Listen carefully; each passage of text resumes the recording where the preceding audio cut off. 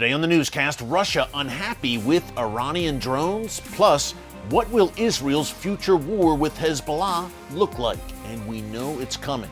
Get all the breaking details next.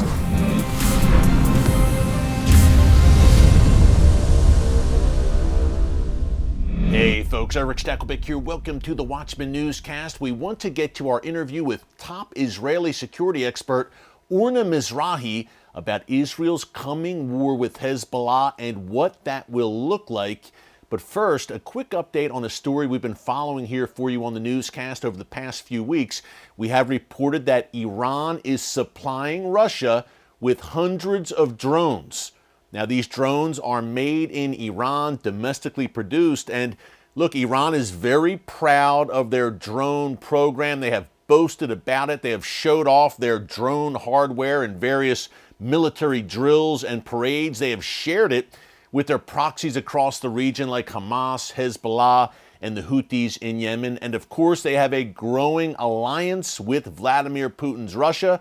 So we have Russian soldiers in Iran right now training on how to use these Iranian-made drones. But now we have a problem. The drones have begun shipment to Russia to be used, of course, by Russian forces against Ukraine on the battlefields there. But Russia is reportedly none too happy with the performance of these Iranian drones. According to one quote, there are bugs in the system and serious technical problems with these Iranian-produced drones. So will this cause some tension between Russia and Iran? That remains to be seen. But hey, folks, I wish for many more malfunctions of these Iranian drones in the future, because the Iranian regime, as we have laid out here on the newscast, has made drone warfare a central pillar of their military strategy in the Middle East and beyond. Iran really considers itself a drone superpower and is producing these unmanned aerial vehicles of all shapes and sizes, whether you have attack drones that can be packed with explosives, surveillance drones, and many more. Iran is at the forefront of that drone technology in the Middle East, and rest assured, in that future war with Israel, which we'll touch on in a minute, Iran will indeed employ its attack drone fleet, as will its proxies that surround Israel, in what we've called the Ring of Fire, literally surrounding Israel on every side, whether it is Hezbollah to the north and southern Lebanon, those Shia militias in Iraq and Syria to Israel's north and east, Hamas and Palestinian Islamic Jihad to Israel's south in Gaza, and the Houthis in the far south in Yemen.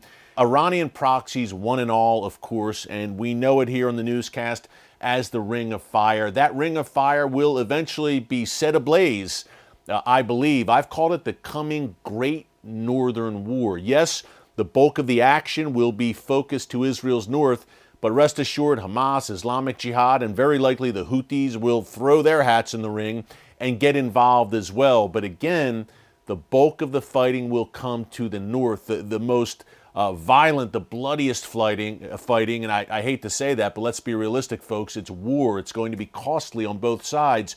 That will come to Israel's north, where Hezbollah is perched on Israel's northern border with some 150,000 rockets and missiles pointed at every inch of the Jewish state. And then, of course, next door in Syria, Hezbollah and the Iranian regime pushing towards the Golan Heights and attempting to set up a similar beachhead or launching point to launch attacks against Israel, similar to what they have established in southern Lebanon. All that to say, this is a situation that is intolerable for Israel. It cannot stand, and eventually there is going to be a collision. We're on a collision course right now. Hezbollah has been making a lot of noise in recent weeks about threatening Israel with war due to the Karish oil field, natural gas field, I should say, off the Mediterranean coast of Israel and Lebanon. There may be a coming clash over that, but it's a question not of if, but when. If you talk to Israeli officials and Israeli Defense Force officials as well, they say this clash is certainly coming. So what will this clash, what will this Great Northern War look like? I sat down recently in Jerusalem with Israeli security expert Orna Mizrahi to find out. Take a look. Israel, obviously, encircled to the north by Iran, its proxies, preparing for a future war, perhaps, against these proxies.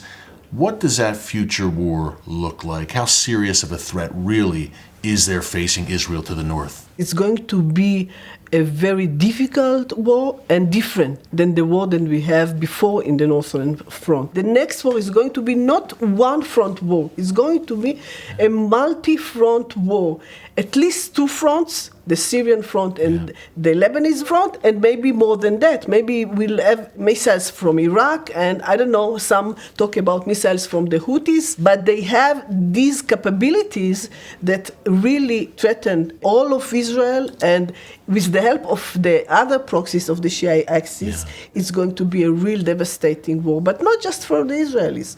It's going to be devastating to the other side, of course, because the IDF will have to do what is needed to do to stop it, and Lebanon is going to suffer. It's reality, Orna, as you said. And two questions here.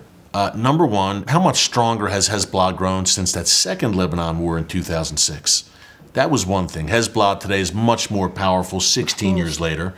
Number two, a lot of Americans watching are used to seeing these images, sadly, of Hamas firing rockets out of Gaza and Islamic Jihad, two more Iranian proxies firing rockets out of Gaza. How is the Hezbollah threat much deeper than what we see in Gaza? What are the differences there? The number that is running is 150,000 missiles and rockets of all ranges, short, medium, long. Cruise missiles, it's ballistic missiles, and they cover all of Israel, and precise missiles. The precision-guided missiles, we've been talking a lot about that. They will be very accurate in hitting, civilian population, military bases, government symbols, infrastructure, and it's a real game changer. Yeah. Syria, obviously Lebanon's next door neighbor. Those weapons that you're mentioning, and much of this build-up over the past 16 years, they've come through Syria, courtesy of Iran. What does Iran ultimately want in Syria? Why is it so important for them, for Assad to remain in power, and for them to have that presence near Israel's Golan Heights, which they are trying to establish every day? Iran's strategy is using its proxies against Israel and not fighting from inside Iran against Israel. It's very useful to be in Syria, to influence what's going on over there, to use Syria to transfer the weapons. And the most important proxy for the Iranians is Hezbollah. And it's common understanding that if the nuclear facilities of Iran are going to be attacked by Israel, the retaliation will come from Hezbollah, under the dictate of the Iranians. Sobering analysis there from Orna Mizrahi. Hey, folks, if you like that clip and you want to see more like it, be sure to tune in to the Watchman TV show. That's where that clip was from. We air every Thursday night on TBN at 10 p.m. Eastern Time, then on Fridays at 6:30 p.m. Eastern Time. If you love the Watchman Newscast here on YouTube, you will love our weekly 30-minute program on TBN, the world's largest Christian television network. Hey, we're getting on the ground in Israel and points beyond every week on the show, so be sure to check that out. Also, if you want to see new episodes of The Watchman Show before anyone else, you can become a premium member here on our YouTube channel for just $4.99 a month. You not only help to keep us on the air, but also you get the exclusive first look at every brand new episode of The Watchman Show as they come every Thursday before anyone else. Premium members get a sneak peek at the show with some exclusive behind-the-scenes commentary from yours truly. And we've got some other nice perks coming up, including some premium member live streams that you'll want to check out. Speaking of live streams, tomorrow, Wednesday, last day of August 31st, we will have yet again a Watchman Newscast live stream here on the channel live between 4 and 5 p.m. Eastern Time. Be sure to join us there, and be sure to bring your questions for our Q&A session. We've got a lot to talk about, and it's going to be good. You don't want to miss that. Until then, thanks for joining us today. God bless you. And remember, never hold your peace. Hey everyone, thanks for checking out the Watchman Newscast. If you enjoyed this episode and want to see more, make sure you go ahead and hit the like button, click subscribe, and tap the bell icon to turn on notifications for new Watchman Newscast episodes every weekday.